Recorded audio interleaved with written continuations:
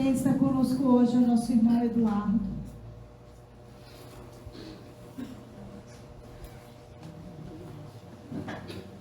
Deixa eu pensar aí, às 9 horas, água fresca para você. Ainda para você passar. Fala assim, para ele chegar às 11, tá bom? Boa noite a todos. Que Jesus nos ampare e que a paz esteja em todos os corações aqui presentes. Nós somos um animal gregário. Nós somos um animal que tem o instinto gregário. Isso significa que nós não podemos e não conseguimos viver isoladamente. A nossa vida se dá de forma coletiva, se dá em sociedade. Nós necessitamos um do outro, necessitamos estar em comunidade. Ninguém evolui isoladamente. Se colocarmos uma pessoa em uma ilha, isolado, ele vai continuar sendo sempre a mesma pessoa, sempre no mesmo padrão evolutivo, com o nível de pensamento, com o nível de desejo, com o nível de formação mental igual. Ele não muda, ele vai ser sempre o que é. Porque ninguém consegue evoluir isoladamente. Por isso nós necessitamos da vida coletiva. E a vida coletiva se inicia em uma célula chamada família. A família é a célula da sociedade. Sem a família, a sociedade não consegue evoluir. No Livro dos Espíritos, na questão 774, os Espíritos nos dizem, vou virar para cá para facilitar, já fiz bobagem. Os Espíritos nos dizem que os laços de família, os laços sociais, perdão, eles são necessários ao progresso. Os laços sociais são necessários ao progresso. Ninguém vive isoladamente. É preciso viver em sociedade. O instinto gregário nos impõe isso. Não só ao ser humano, mas a outras espécies animais do planeta, nós vamos encontrar a mesma coisa. Certa vez eu visitava, há muitos anos atrás, 30 e poucos anos atrás, eu fui a uma propriedade rural. Passei um medo danado, porque eu confesso que eu não tenho nenhuma atração por touro. Parece que eles sabem disso. Sabem que eu não sou muito chegado a eles, então eles sempre me olham meio atravessado. E quando podem, saem correndo atrás de mim. E eu estava na fazenda e um produtor, um proprietário rural, um pecuarista, ele havia recolhido o seu gado e no meio do gado apareceu um touro que não tinha marca nenhuma. O gado, ele é identificado, ele é propriedade daquele que tiver marcado o seu couro. Então cada um tem uma marca do seu proprietário. Aquele não tinha marca nenhuma. Ele havia nascido no meio do mato, fruto de uma soltura de animais que havia ocorrido. Isso aconteceu em Salinas, no Vale do Jequitinhonha. Na época, tinha tido uma seca, no ano de 1976, houve uma seca muito grande, e as pessoas desesperadas soltaram o gado. Soltaram para não ver morrer. Soltaram no meio da capoeira, no meio da mata, para ver se eles encontravam alguma coisa para comer. Alguns foram recuperados quando a seca acabou, outros não. E dentre os que não foram recuperados, eles se reproduziram no meio do mato e criaram uma geração de animais selvagens. Imagina, touros e vacas selvagens. E esse touro, ele se reuniu a boiada do pecuarista que eu ia visitar. Porque entre eles existe também um instinto gregário. Eu não vou contar do medo que eu passei por esse bicho não, mas eu só queria dizer isso porque entre eles há o instinto gregário. Da mesma forma, outros animais têm o instinto gregário, eles não vivem sozinhos, necessitam da sociedade. Então, os laços sociais, eles são fundamentais para o progresso da criatura humana. E os laços de família, eles apertam os laços sociais. É por isso que na questão 775, quando foi perguntado aos espíritos quais seriam as consequências para a sociedade do afrouxamento dos laços familiares, a resposta do relaxamento dos laços familiares, a resposta foi muito simples: um recrudescimento do egoísmo, ou seja, um aumento do egoísmo. Porque se a pessoa vive sozinha, ela aprende a se tornar egoísta. Eu vivi sozinho por 9 anos. Eu sou casado pela segunda vez. Entre um casamento e outro, eu fiquei solteiro por 9 anos. E nesses 9 anos eu morei sozinho. Na época, eu achava que tinha sido a melhor fase da minha vida. Porque eu sabia onde estava tudo. Eu tinha tudo organizado na minha casa, no meu apartamento, onde eu morava. Estava tudo certinho ali, não tinha preocupação nenhuma. Eu não tinha que dar satisfações a ninguém. Eu vivia do meu jeito, sozinho, eu estudava. Eu fazia estudos espíritas, como faço hoje. Mas eu fui me tornando aos poucos mais egoísta, sem perceber que eu estava sendo mais egoísta. Porque é uma tendência natural. Nós vamos nos tornando mais egoístas conforme nós vamos morando sozinhos, porque a nossa preocupação primeira somos nós. Então eu me preocupava com o que eu ia alimentar, com o que eu ia vestir, com a casa. Eu precisava contratar alguém para arrumar minha casa, porque eu nunca soube fazer isso. E quando tentava fazer, fazia mal feito, então eu tinha que contratar alguém. Mas era sempre o meu bem-estar.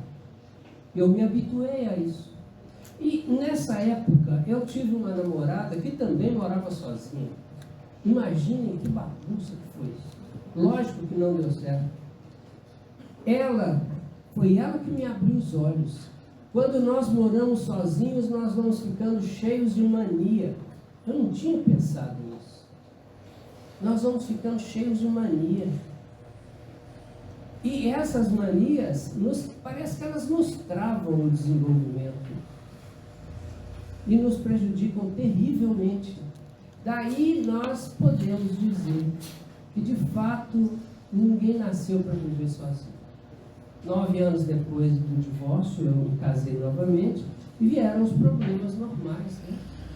Já não era eu e minha esposa. Depois veio a nossa filha, já não era eu, a minha esposa e a nossa filha. As preocupações já eram triplicadas.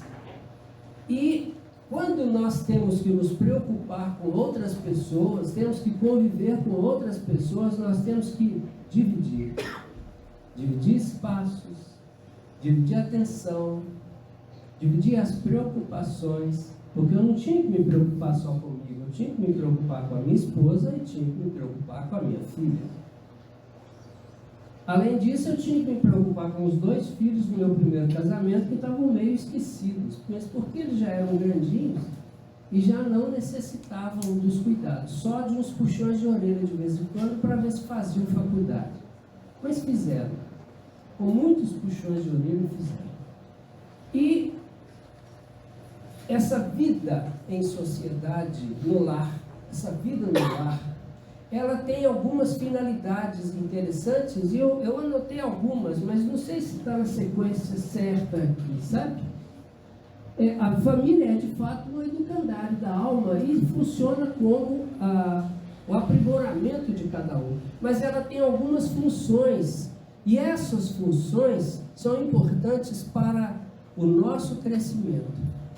Então, antes de falar de algumas questões que envolvem os laços de família, eu gostaria de mostrar a importância delas para nós. E eu sinto isso por mim, porque eu tive as experiências de viver sozinho 2 vezes, antes do primeiro casamento e entre o primeiro e o segundo. E é uma experiência que muita gente acha fantástica. Eu, sinceramente, não gostei. Prefiro não repetir a dose. Mas veja, primeiro ponto, a família serve para apertar os laços sociais, fortalecer a coletividade e dar vazão ao instinto gregário. São 3 pontos fundamentais. Sem isso, nada feito. Sem isso, nós não vamos conseguir chegar a lugar nenhum. Nós necessitamos apertar os laços sociais. Às vezes, nós temos muito mais afinidade com pessoas que não vivem no nosso lar do que com aquelas que vivem conosco. O que é normal, porque a família não é um ambiente maravilhoso. Não é. E ninguém se iluda. E quem vive em família sabe disso. A família é uma necessidade, não é um prêmio, não é uma necessidade. Nós temos a família que necessitamos ter, não a que gostaríamos de ter. Ela forma a base da sociedade. Ela é uma espécie de cadinho. Ela é a unidade da sociedade. Sem ela, a sociedade se dispersa. E a família, ela tem um histórico conforme a humanidade foi se desenvolvendo. Todas as sociedades que não valorizaram a família foram desfeitas razoavelmente rápido. Querem um exemplo? A Grécia. Atenas tinha algum respeito pela família, durou um pouco mais. Esparta não tinha respeito nenhum pela família. A família era do Estado. O Estado que controlava tudo. A vida de todos era controlada pelo Estado. A família não tinha muita importância para Esparta. O que aconteceu com Esparta? Foi rapidamente destruído. Apesar de ser um Estado guerreiro, respeitado por ser guerreiro e temido pela qualidade de seus guerreiros, foi destruído porque não tinha uma base. Roma desenvolveu uma base familiar, mas essa base familiar romana se corrompeu, e corrompeu muito. E logo quando esse processo de corromper a família romana alcançou um índice mais elevado, acabou Roma. Acabou. Roma se desfez como que num passe de mágica. Porque os soldados, os homens, eles deveriam pertencer ao Estado. E pertencer ao Estado significa que a família fica em segundo plano. E família em segundo plano significa falta de unidade na sociedade. E aí a nação se desfaz. Dessa maneira, outras nações foram se desfazendo, foram enfraquecendo-se por desrespeito à família, porque não valorizaram a família como deveria ser valorizada. Ela serve para reunir pessoas que possuem compromissos entre si. Tinha uma história fantástica sobre isso, mas não dá tempo de contar. Mas a espiritualidade se utiliza de diversos modelos, diversas técnicas de atrair pessoas, atrair espíritos que se odeiam, que durante muito tempo se mataram, se odiaram, guerrearam entre si, porque ninguém pode ser inimigo do outro para a vida toda, e vida é uma só. Existências são várias, mas vida é uma só. E nós não podemos, por toda a vida, ser inimigo de alguém. Em alguma existência, cada existência é uma reencarnação. Em alguma reencarnação terá que haver um ajuste. E uma das técnicas utilizadas pela espiritualidade, isso foi contado por uma médica espírita, uma palestrante excepcional, gosto muito dela. E ela fala da técnica de alteração perispiritual dos dois para promover uma atração sexual irresistível. Irresistível. Eles não têm nada em comum, mas quando ficam juntos, a atração sexual faz com que tenham um prazer tão acentuado que eles não conseguem separar um do outro. Separam, brigam e voltam. Separam, brigam e voltam. E geralmente, numa situação dessa, vem os filhos, que são espíritos que estão ali para ajudar a não deixar os dois se separarem. Aí eles separam e voltam. Separam. A turma não deixa disso, que são os filhos. Na verdade, são espíritos amigos que estão ali para acabar com o ódio entre eles. E quando desencarnam, eles já não conseguem ter ódio um pelo outro, porque passaram tanto tempo de forma prazerosa que eles não conseguem se odiar, porque é impossível odiar a alguém com quem teve tanto prazer, e eles não conseguem. Com isso, o ódio desaparece, mesmo porque há necessidade do esquecimento de existências anteriores, mesmo para os desencarnados.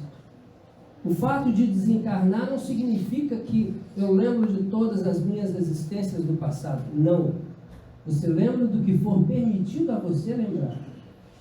E a lembrança do ódio que aconteceu séculos antes só vai surgir no momento em que o equilíbrio estiver valorizado. Já estiver alcançado sem nenhuma dificuldade. E aquele casal, aqueles dois espíritos que foram casal numa determinada existência, podem continuar reencarnando próximos, mas sem aquele compromisso de formar uma família, de ser um casal novamente. E a gente vê de vez em quando isso, pessoas, dois jovens, um menino e uma menina, que se dão extremamente bem, são amigos íntimos, mas ele casa com uma outra menina e ela casa com outro menino. E ninguém consegue entender por quê. Como é que pode? Esses dois foram feitos um para o outro, e, no entanto, cada um segue um caminho, seguem caminhos diferentes, porque já não tem compromisso. E a família tem o objetivo de unir espíritos que são comprometidos entre si. Então, são situações em que não precisa mais. Já resolveu os problemas na reencarnação passada. Na reencarnação atual não precisa mais. Daí cada um vai formar uma família diferente. Uma outra função, reunir amigos. Muitas vezes espíritos amigos programam uma reencarnação para que eles possam cumprir uma determinada tarefa. E essa tarefa pode ser, por exemplo, gerar emprego. Então vai acontecer um pai ou uma mãe. Um pai inicia uma empresa, cria uma empresa, e o seu filho vai dar sequência naquela empresa. São amigos, são unidos, eles não vão brigar, e um vai dar sequência no trabalho que o outro começou. Da mesma forma, uma mãe com a sua filha ou seu filho, um começa um trabalho e o outro vai trabalhar junto. Isso é muito comum. É o caso em que amigos se reúnem numa mesma família, com um objetivo. E geralmente esse objetivo pode ser fazer o bem para uma comunidade que eles destruíram no passado, ou comunidade onde eles, no passado, fizeram alguns estragos, fizeram alguns problemas que precisam ser resgatados. Porque a reencarnação, ela tem sempre uma função educativa, mas também de reparar erros do passado. E a família é a base da sociedade. é a célula da sociedade. E ela necessita construir situações que gerem a reparação dos erros do passado. Por que sumiu?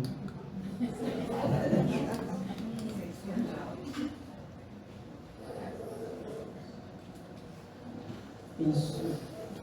Ela tem também a função de gerar simpatias. Gerar simpatia. O ruim da gente preparar um estudo com base em transparência é isso. Às vezes eu gosto de fazer um estudo sem nada. Eu, sem nenhuma transparência. É melhor porque a gente não corre esses riscos. Embora, se esse negócio resolver não funcionar, a gente muda o estudo e prossegue pulando algumas etapas. Mas gerar simpatias. Isso não significa que vai reunir inimigos, mas gerar simpatias, porque é necessário que no desenvolvimento da sociedade, de uma nação, de uma cidade, de um estado, de um grupo, é preciso que hajam simpatias, é preciso que as pessoas se aproximem, porque essa aproximação vai gerar crescimento intelectual, moral, espiritual de cada um. Daí, gerar simpatias é uma das funções da sociedade, da família. Além disso, eliminar discórdias do passado, reaproximar e unir pessoas. Eu vou contar uma história daqui a pouquinho que tem por finalidade exatamente eliminar as discórdias, reaproximar e unir as pessoas. Mas eu vou deixar essa para a história que eu vou contar. Eliminar inimizades do passado é o caso que eu contei, esse exemplo fictício, mas que é utilizado, que é a alteração perispiritual que vai fazer com que as pessoas se atraiam, tenham prazer na companhia do outro. E esse prazer na companhia do outro vai fazer com que a inimizade do passado reencarnatório desapareça com o passar do tempo, naturalmente. Preparar a família espiritual. A família espiritual, ela é muito maior do que a família material, mas é a verdadeira família. É preciso que essa família espiritual seja enriquecida, seja aumentada, melhorada, e isso se faz através da família espiritual, família material. É preciso que a família cresça para que no plano espiritual haja mais harmonia e dessa maneira a sociedade evolua e nós possamos então ter uma sociedade de regeneração, ter no futuro um planeta melhor. Porque o planeta será melhor quando nós formos melhores. O planeta será um planeta de regeneração quando nós formos regenerados ou estivermos regenerando. Quando nós deixarmos, quando nós não mais desejarmos o mal, o planeta não será mais um planeta de expiações e provas, porque o mal já não vai predominar sobre o bem. Hoje o mal ainda predomina sobre o bem. Por isso somos um planeta de expiação e provas. Mas quando nós, pelo nosso desejo pessoal, nos abstivermos, não sei qual é o melhor tempo do verbo aí, mas enfim, quando nos cansarmos do mal, quando nos cansarmos de fazer o mal, nós vamos começar a fazer o bem mais intensamente. E é isso que vai fazer com que este planeta se melhore. A sociedade, o planeta será melhor quando a sociedade for melhor.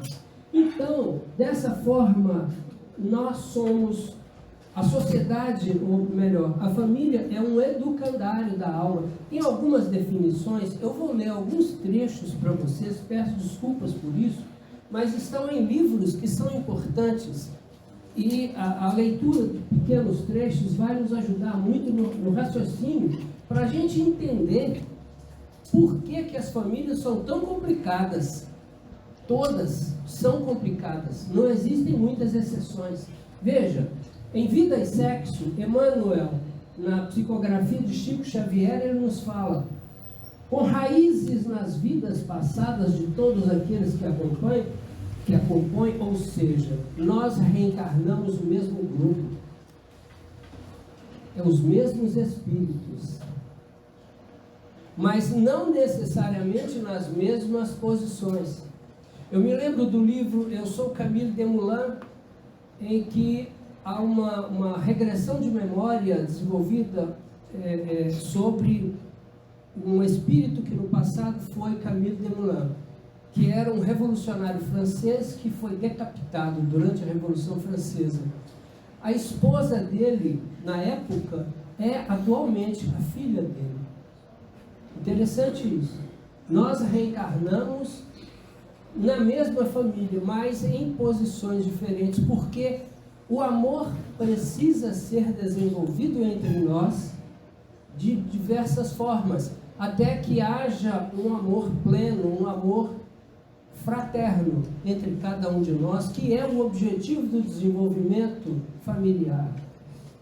Então, ela é formada de agentes diversos, porquanto nela se reencontram comumente afetos e desafetos, amigos e inimigos, para os ajustes e reajustes indispensáveis ante as leis do destino. Então, de uma situação dessa, é óbvio, vamos ter problemas nas famílias.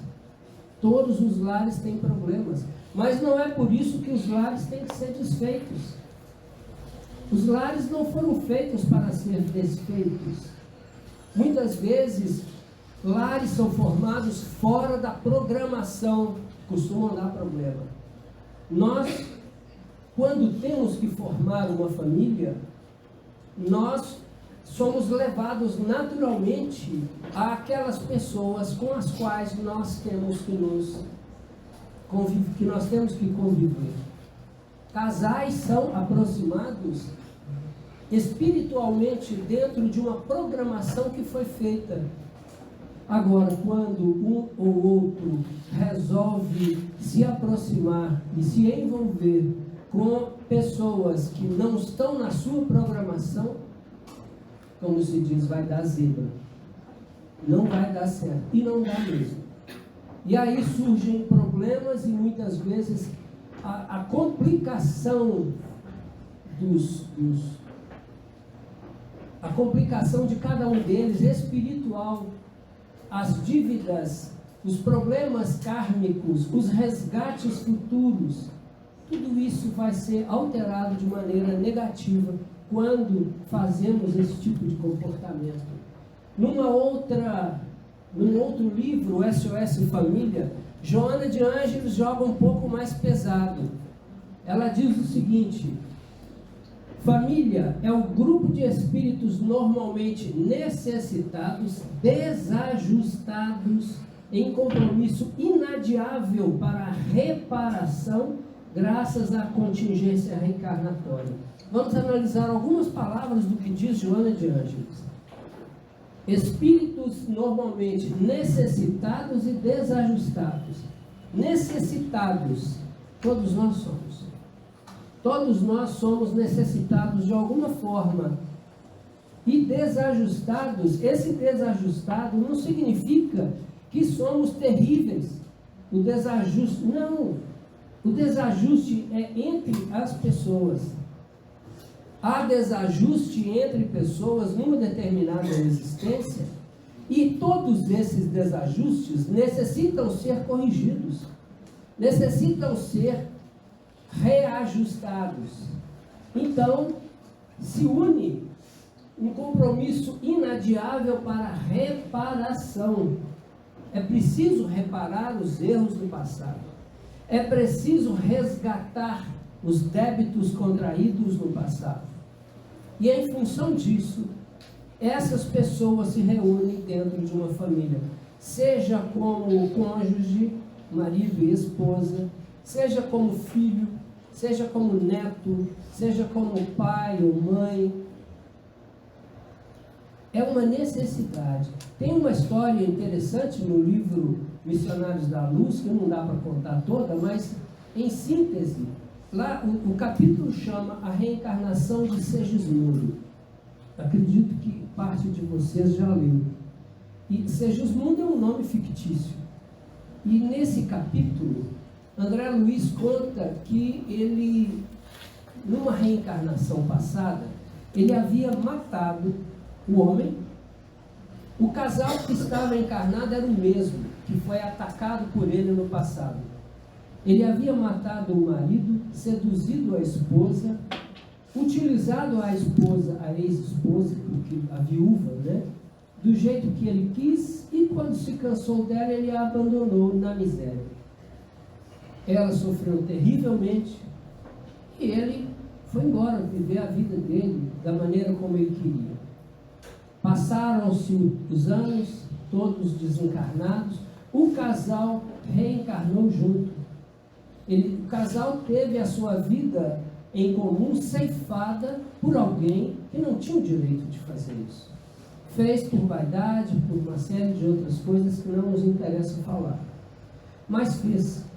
E agora ele, desencarnado, ele implora para ser filho dos dois, para poder consertar, reparar o erro que ele fez.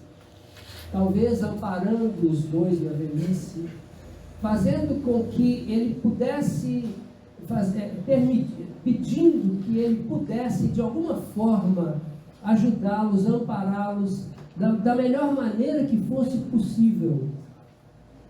E os espíritos amigos resolveram dar a oportunidade, tentar fazer com que ele pudesse reencarnar entre o casal. Mas nada é forçado numa situação dessa, porque o casal não tinha débitos para com ele, ele é que tinha débitos para com o casal. Então era necessário que o casal o aceitasse, senão ele não seria aceito, ele não seria filho deles. A mãe o aceitou, a esposa o aceitou como filho, mas o pai não. O pai tinha sérias restrições. E os espíritos reaproximavam no sonho.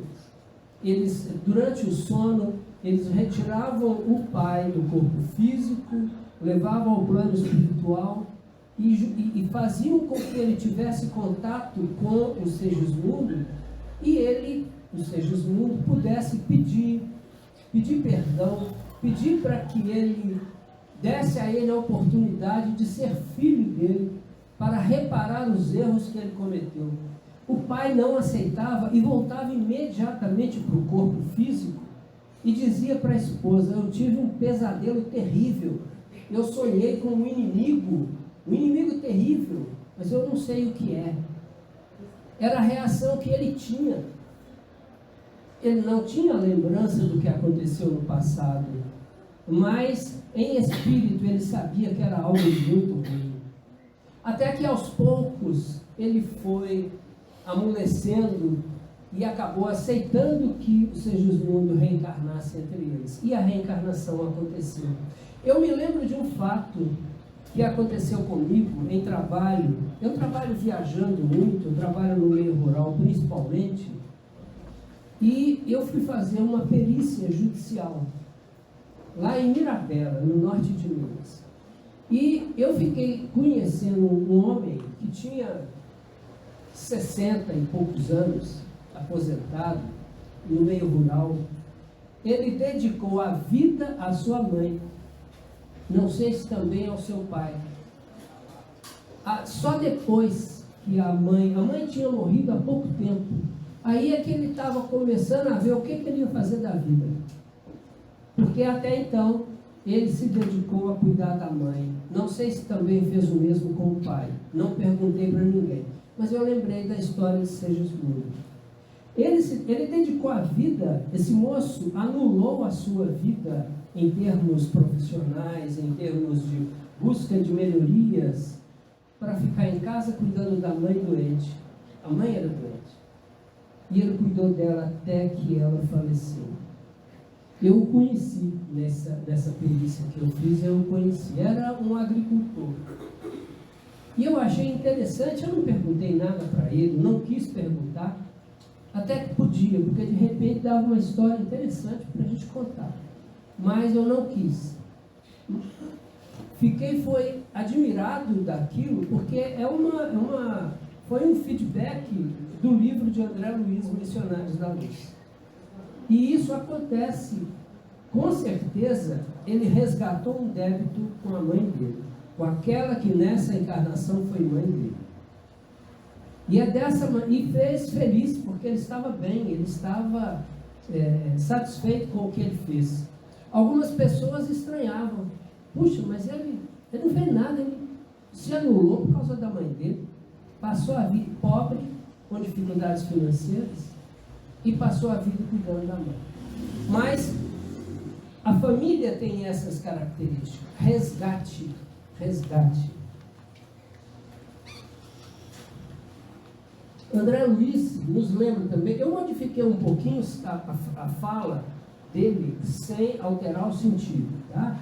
Mas ele diz que a família é a união de almas em processo de evolução, que necessita de ajuste e aperfeiçoamento. É o que eu já falei, que outros já disseram aí.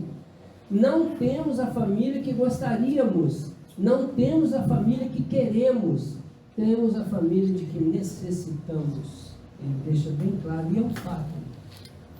Todos nós gostaríamos que nossas famílias fossem diferentes, mas a verdade é que nós não queremos ser contrariados pelo nosso egoísmo, porque ainda predomina em nós o egoísmo, e pelo egoísmo não nos interessa ser contrariados.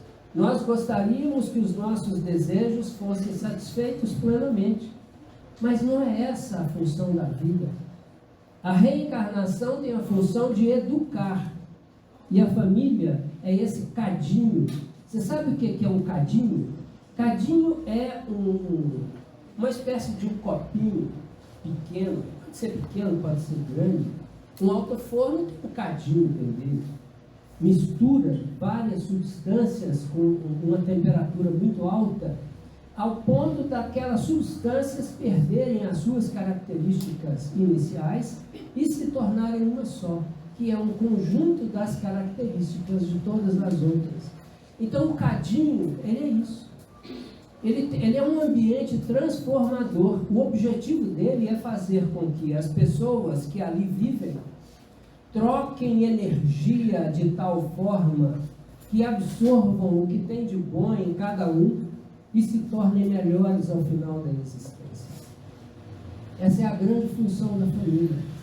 Fazer com que as pessoas sejam melhores pela convivência.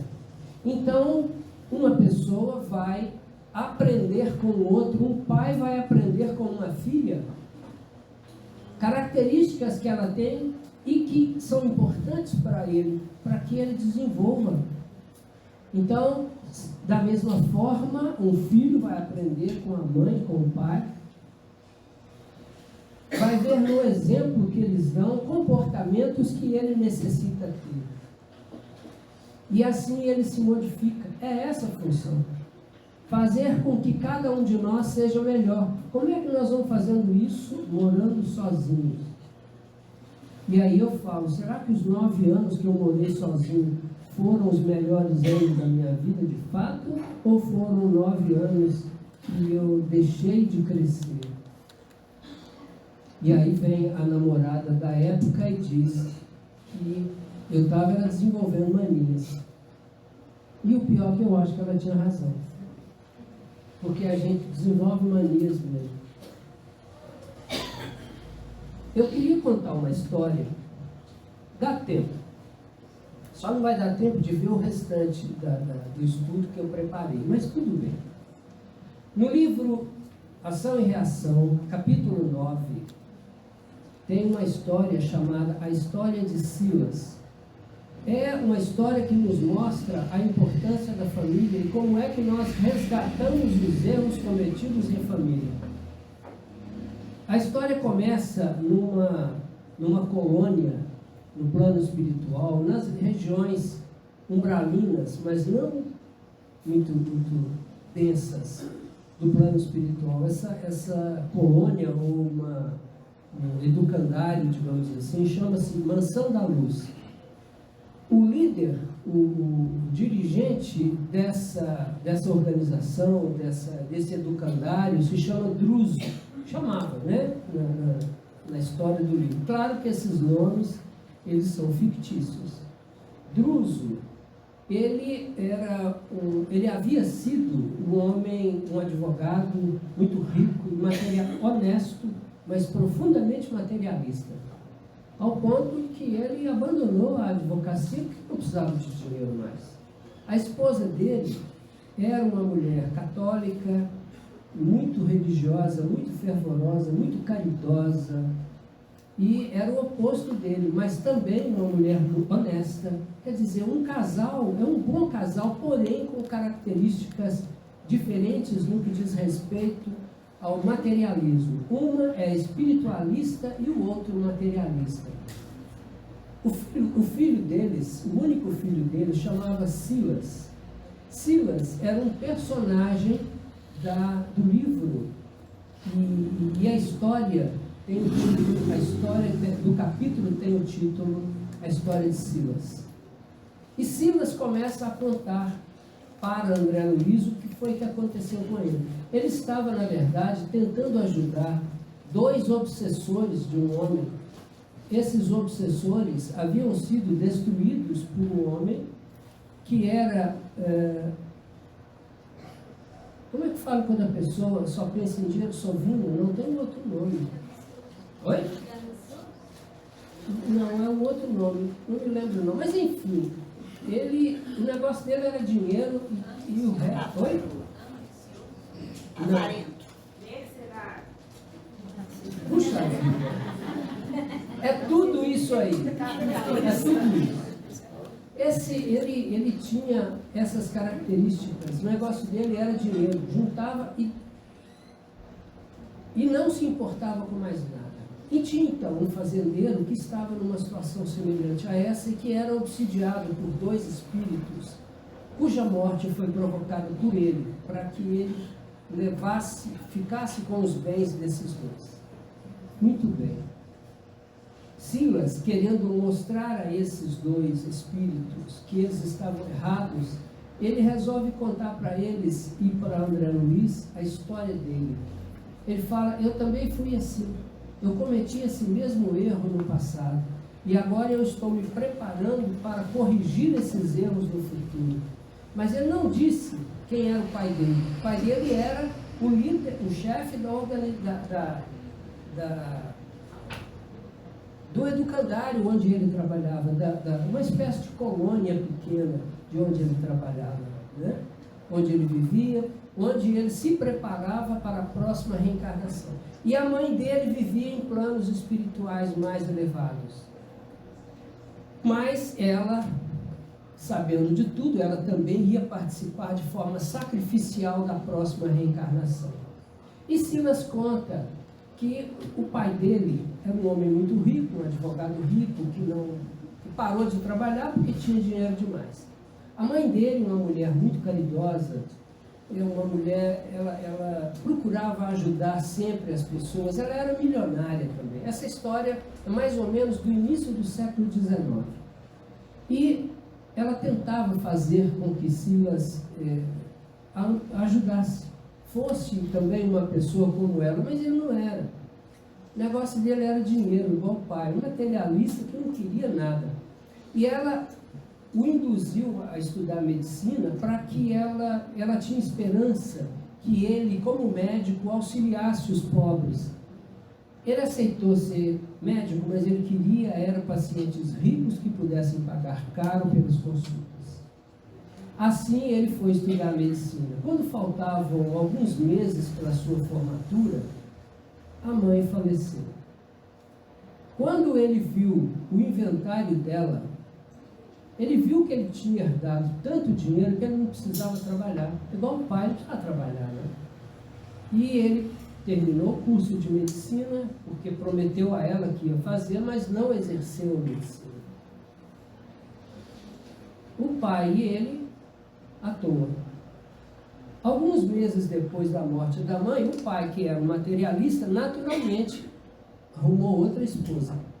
Só que a moça era 30 anos mais jovem do que ele. O nome dela era Aida. Ele então passou a frequentar, ele frequentava já às noites a sociedade da época, e a Aida também, e lá eles se conheceram. Mas ele, muito mais velho do que ela, ele não tinha condições de acompanhá-la, de manter aquele padrão de vida que ela queria, porque ela era também uma materialista, e ela queria aquele padrão de vida para ela. E com isso, na tentativa de acompanhá-la, ele adoeceu. Ele não deu conta, o organismo não suportou e ele adoeceu. E num determinado momento, e o Silas ficava planejando formas de destruir o casamento deles, porque para ele, a moça, a esposa do pai, era uma concorrente. Ela era alguém com quem ele ia ter que dividir a herança do pai. A herança da mãe, ele já tinha herdado a metade. A outra metade era do pai. E ele ia ter que dividir com ela o dinheiro do pai quando o pai falecesse. E ele não queria isso, ele queria tudo para ele. E ele começa a planejar alguma forma de destruir o casamento. O pai adoece, recebe um convite para uma festa e ele pede Silas que o represente nessa festa junto com a esposa. Silas achou aquilo ótimo, falou, está aqui a oportunidade de destruir o casamento desses dois. E ele vai com ela em diversas festas, não só uma, foi várias, foi inúmeras festas, inúmeras noitadas, e ele conheceu numa delas um jovem mais ou menos da idade de Aida. O nome dele era Armando. Esse Armando, no passado, era apaixonado por Aida. E ele fez amizade com esse Armando e começou a aproximar os dois, Armando e Aida, para tentar fazer com que eles se tornassem amantes. E assim ele foi tentando e tentando durante vários meses, participando de festas, de compromissos à noite que ele ia em substituição ao pai, levando a esposa do pai. Ele ia, e Armando gostou da ideia e começou a assediar a Aida. E durante um ano ele a assediou sem que ela cedesse. Até que um ano depois ela cedeu. E os dois se tornaram amantes. E aí ele achou, pronto, achei o jeito de fazer meu pai abandonar essa mulher. Começou a levar os dois para a casa deles. E cedia um quarto para que eles ficassem. O pai deitado na cama. Naquela época não havia medicamentos assim. A recuperação das pessoas era lenta de acordo com a capacidade do seu organismo e dos poucos medicamentos que a medicina tinha a oferecer. E o pai doente, e durante alguns meses ele permitia que os dois ficassem juntos, até que um dia ele planejou direitinho, levou os dois para um quarto, mas não trancou a porta, deixou a porta entreaberta. Os dois confiavam nele, confiavam que ele não ia comentar nada daquilo com ninguém. Não sabiam dos seus planos. E aí ele vai até o pai e conta a história. O senhor está sendo traído pela sua esposa, ela é uma adúltera, e etc, etc. E o pai falou, não, eu quero que você prove.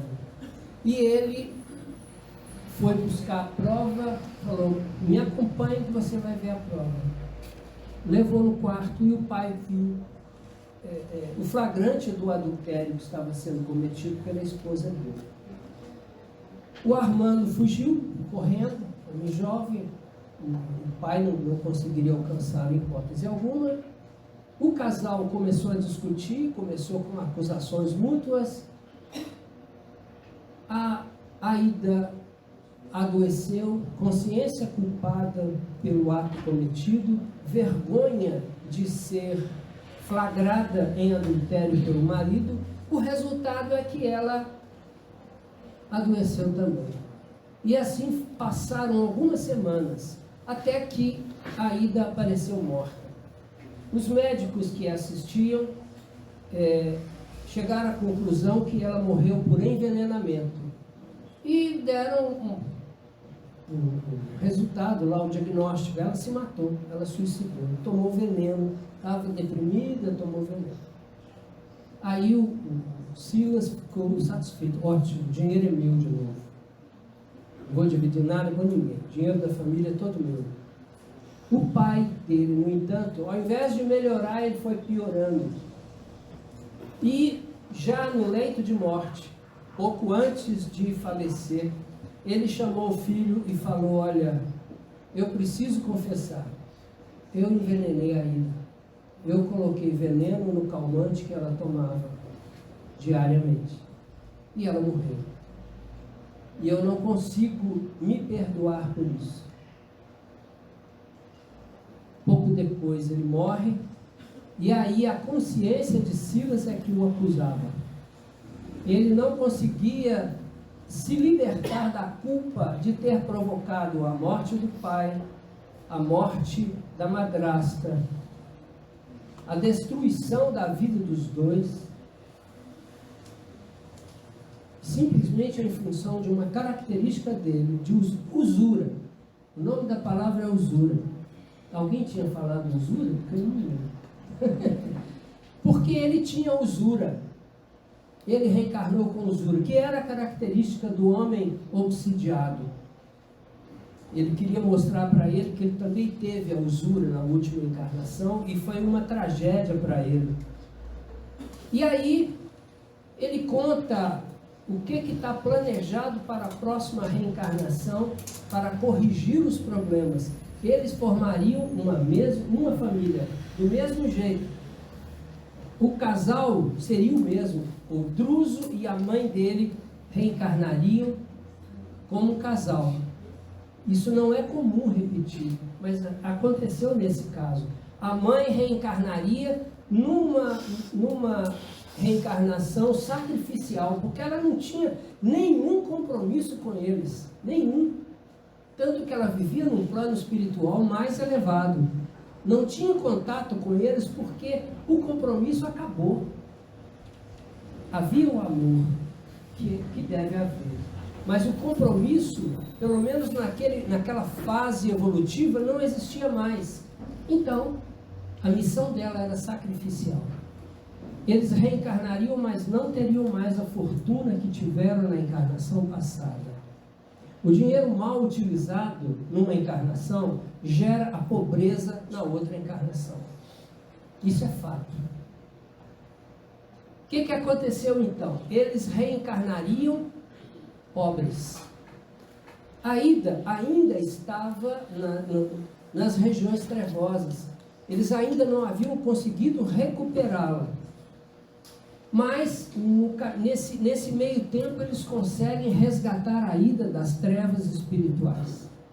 Porém, ela estava profundamente desequilibrada mentalmente. Ela tinha o desequilíbrio mental em função da culpa de ter sido adúltera e da vergonha de ter sido flagrada em adultério. Duas coisas que fizeram com que ela entrasse num desequilíbrio mental. E o espírito com desequilíbrio mental não consegue plasmar um corpo físico com a mente sã. A sua mente vai ser deficiente. Ele vai ter deficiência mental. Porque desencarnou com desequilíbrio. E no plano espiritual desenvolveu mais o desequilíbrio mental. Com isso, ela seria a irmã mais nova. Silas seria novamente filho dos dois, do Druso e da mãe dele. E a menina, Aida, seria a irmã mais nova, com deficiência física e mental. Não sei o porquê da física, mas seria física e mental. Mental sim, foi fácil de explicar. E nessa situação, Silas teria que ser médico. Porém, pobre, Ele ia ter que estudar medicina com grandes esforços pessoais, porque ele não teria dinheiro para isso. Mas ele ia ter que se esforçar, ia ter que fazer o curso e passar a vida cuidando da irmã. Aí que eu me lembrei, o homem cuidando da mãe dele. Falei, a história de Silas. Ele reencarna para cuidar da irmã mais nova, o outro reencarnou para cuidar da mãe. Silas vai reencarnar para cuidar da irmã mais nova. Vai ser o enfermeiro e o médico dela a vida inteira, porque ela trazia uma deficiência mental que não corrige. Então ele teria que cuidar dela o resto da vida inteira. E dessa maneira, os grupos familiares se formam e nós podemos... Olha, passou sozinho. Que bom. Isso é para me apressar. Dessa história, eu vou ler rapidamente, porque ela já está aqui do lado, senão o tempo está acabando. Veja só, nós somos os responsáveis pela recuperação daqueles de quem fomos os responsáveis pelas quedas morais. Se nós causamos quedas morais em uma pessoa, se nós levamos uma pessoa a ser um usuário de droga e a pessoa desencarna por uma overdose daquela droga, a responsabilidade futura é nossa de resgatar aquela pessoa, de tirá-la das deficiências que ela vier a apresentar. Essa responsabilidade é inadiável. Temos que reerguê-los para nos libertar. Se nós não conseguirmos reerguer aqueles a quem nós derrubamos, nós não nos libertamos dele. Nós vamos nos libertar quando nós os recuperarmos. Para isso nós temos que nos livrar da culpa. Não adianta ter a consciência culpada por ter feito erro. Nós temos que aprender a nos perdoar. E às vezes demora séculos para que isso aconteça. Nos equilibrar e trabalhar muito pela recuperação daqueles a quem prejudicamos. Isso costuma demorar séculos e séculos. Não é de uma reencarnação para outra. Na maioria das vezes, a pessoa que cometeu os delitos e que tem que restaurá-los, necessita adquirir uma base moral sólida para ter forças morais de cumprir a tarefa que lhe cumpre, que só ela pode. Só ela pode. O serviço de nosso resgate é pessoal e intransferível. Olha a nossa responsabilidade. Em outras palavras, todos os atos prejudiciais geram compromissos que necessitam de um resgate. E aí a última frase do estudo de hoje. É aí que entram os laços de família. É aí que entram os laços de família. Por isso que as famílias não são o que desejamos, são o que necessitamos. Que Deus nos abençoe a todos. Muita paz. Obrigada, Luan. Faz a prece comigo, por gentileza. Vamos fechar os nossos olhos e elevar o nosso pensamento a Deus, o nosso Senhor, o Senhor da vida. Deus de amor e de bondade, o Senhor que está em nós, o Senhor que nos guia, nos orienta. Nós queremos agradecer, Senhor, em nome de Jesus, por todos os nossos aprendizados, por todas as nossas oportunidades de estarmos presentes na casa espírita. Queremos agradecer por essa doutrina maravilhosa, que nos ajuda a crescer, que nos ajuda a ser melhores. Queremos pedir, Senhor, que o Senhor nos dê forças, que o Senhor nos dê persistência para que possamos estudar essa doutrina extraordinária, porque é conhecendo-a que nós vamos nos transformar melhor. E conhecendo-a, nós vamos nos conhecer pelas nossas características, pelas nossas fragilidades, E a partir daí vamos poder ser melhores efetivamente. Pedimos o seu amparo através dos Espíritos amigos, orientados por Jesus, o nosso Mestre, para que cada um de nós possa retornar ao seu lar em paz, confiante de que amanhã será um novo dia, que amanhã será um dia de mais oportunidades de superação das dificuldades e de crescimento espiritual, pessoal. E que a paz de Jesus habite todos os corações aqui presentes. Que assim seja.